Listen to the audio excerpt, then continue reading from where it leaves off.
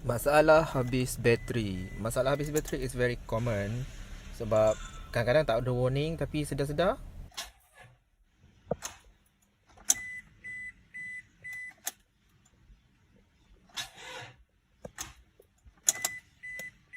nak tambah spicy lagi, masa tu kita dah lewat nak pergi kerja. Kalau macam tu ambil MC lah kot.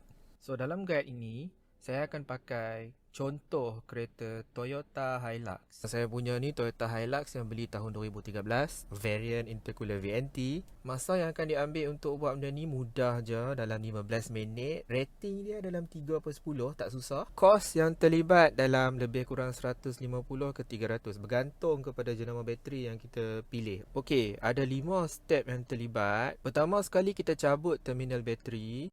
Keluarkan bateri lama daripada bateri mount. Masukkan bateri baru ke dalam bateri mount. Pasang balik terminal bateri. Start engine kereta dan kita testing bateri baru yang kita telah tukar. Okey, mudah. That's why saya bagi rating 3/10 je tahap kesusahan dia. Very easy. And let's get started. Baiklah, kita mulakan dengan buka bonet depan.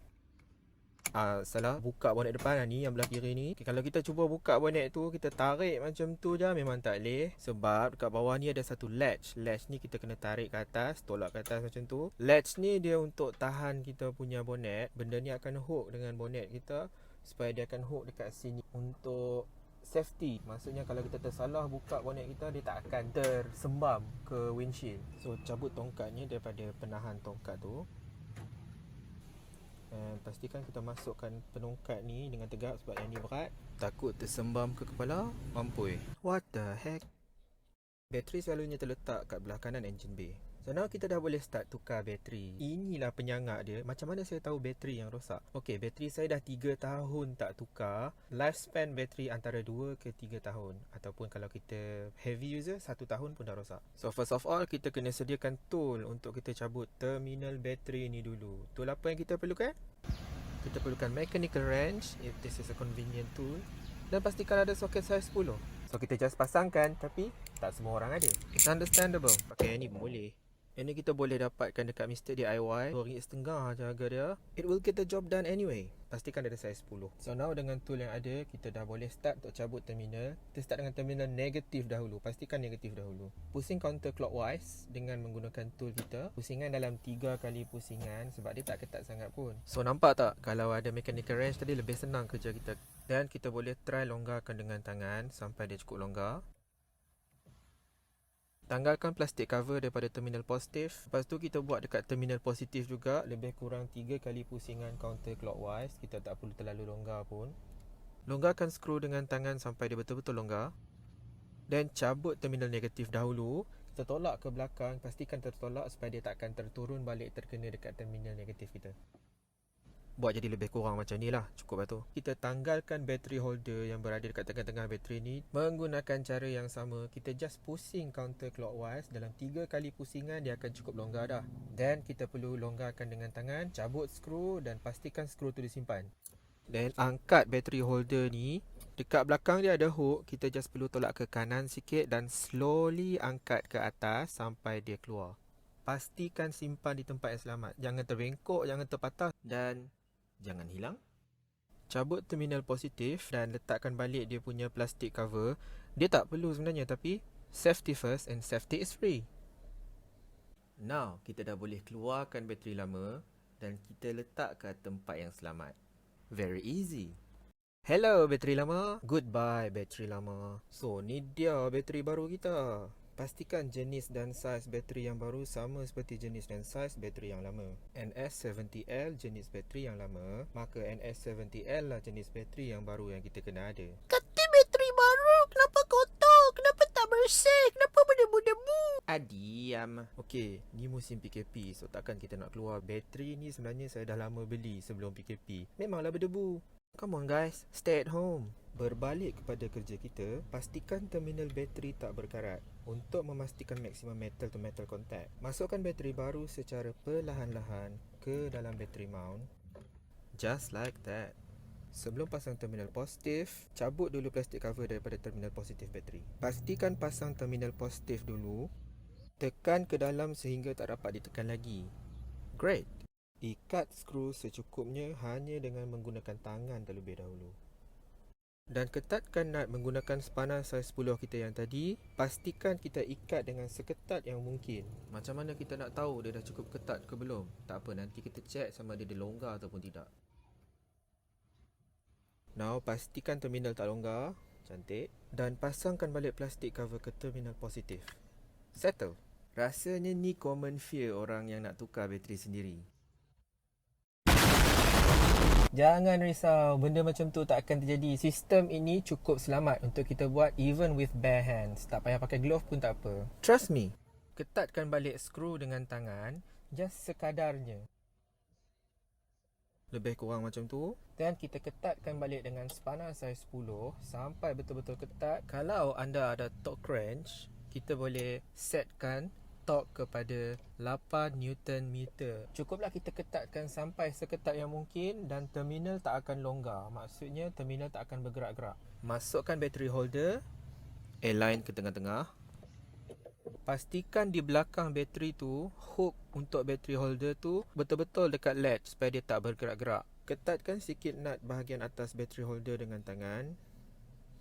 About so. Cukup sekadar memastikan hook dia betul-betul masuk ke tempat yang betul. Mengikut orientasi bateri baru yang telah diinstal, pastikan battery holder align betul-betul dekat tengah. Good. Alignkan battery holder dengan lubang nut. Masukkan nut ke dalam lubang nut. Kalau lubang nut tak align, gerakkan sikit battery holder. Dan ketatkan dengan tangan secukupnya. It's as easy as that. Ketatkan nut bahagian atas sampai betul-betul ketat. Just like that. Buat yang sama juga pada nut di bahagian hadapan. Lebih kurang macam tu. Okay, settle. Tegap dan tak bergoyang. Absolutely perfect. Alright, done. Okay, sekarang masanya untuk kita test enjin kereta kita.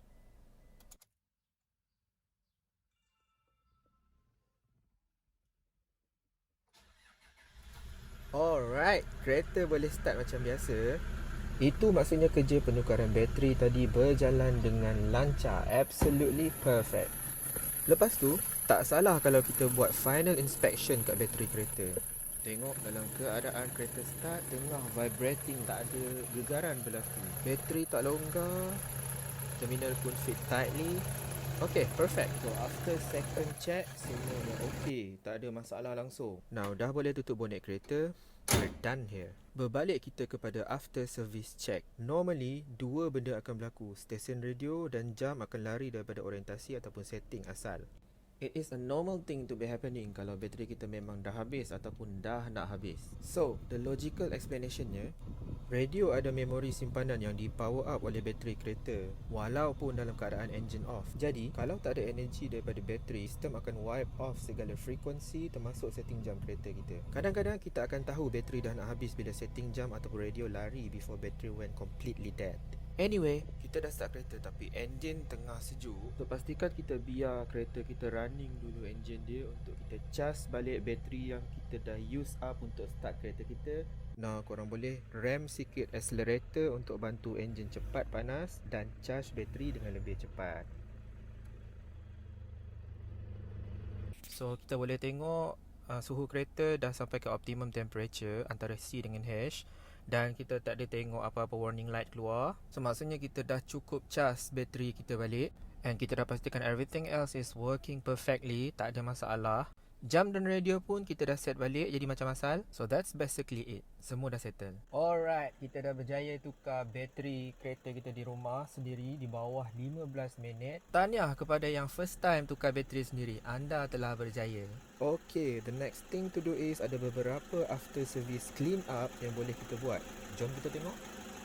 So, apa kita nak buat dengan bateri lama yang ada dekat kita sekarang ni? Kesilapan pertama yang mungkin kita akan buat ialah kita buang. No, don't do that. Bateri terpakai, the first thing to note is, ianya boleh dikita semula.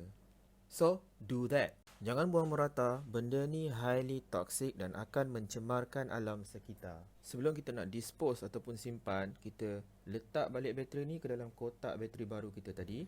Lepas tu terpulang kalau kita nak simpan ataupun nak kita semula. Tapi yang penting, dispose correctly. The point of changing your own battery at home ialah apa sebabnya kita buat sendiri dekat rumah ialah supaya satu kita jimat masa, satu lagi kita jimat duit, dan yang paling penting ialah kita jangan buang merata. So, selain daripada jimat duit dan jimat masa, kita juga akan menjadi seorang pengguna yang bijak dan seorang pengguna yang berbakti kepada alam sekitar kita. Jangan lupa untuk like and subscribe. Please. Subscribe please. InsyaAllah saya akan update video setiap minggu. Bye bye.